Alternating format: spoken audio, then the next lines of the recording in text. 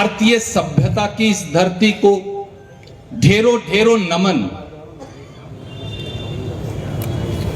और शायद ही हिंदुस्तान में कोई ऐसा धर्म और जात हो जिसकी सबसे बेहतरीन नुमाइंदगी पटना पाटलिपुत्र की धरती ना करती हो। इसलिए इस धरती की मिट्टी को अपने माथे से लगा लीजिए, शायद चारों धाम जाने की आवश्यकता ना रहे। इसलिए इस धरती को भी नमन और आप सबको नमन जिनकी कर्म भूमि है धरती। यहां कई बार बात हुई 6 नवंबर की। ये 6 नवंबर है क्या?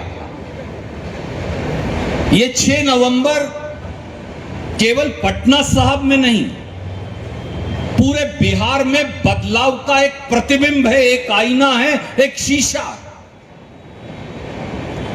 तो बदलाव की जरूरत क्या है? क्यों चाहिए बदलाव?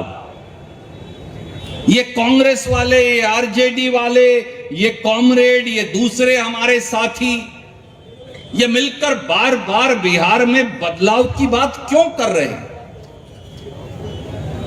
क्या आवश्यकता है? क्या जरूरत है? जरूरत वो है जिसकी चर्चा इस नौजवान ने, शशांक शेखर ने आपके पास की, क्योंकि बिहार के वर्तमान और भविष्य दोनों को बदलने की आवश्यकता है। इसलिए 6 नवंबर को बदलाव चाहिए।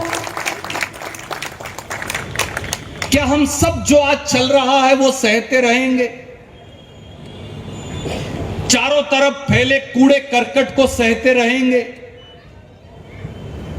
1,50,00,000 लोग, 150 लाख लोग बिहार से पलायन कर गए। हमारे बेटे बेटियां, मां बाप, भाई बहन, काका ताऊ, जिसकी चर्चा डॉक्टर नासिर हुसैन कर रहे थे, आप उसे सहते रहेंगे? हमारे बच्चों के भविष्य को बुलडोजर से रोंद देंगे, वो हिंदू हो, मुसलमान हो, वो सिख हो, वो ईसाई हो, वो बौद्ध हो, वो जैन हो, क्या आप सहते रहेंगे?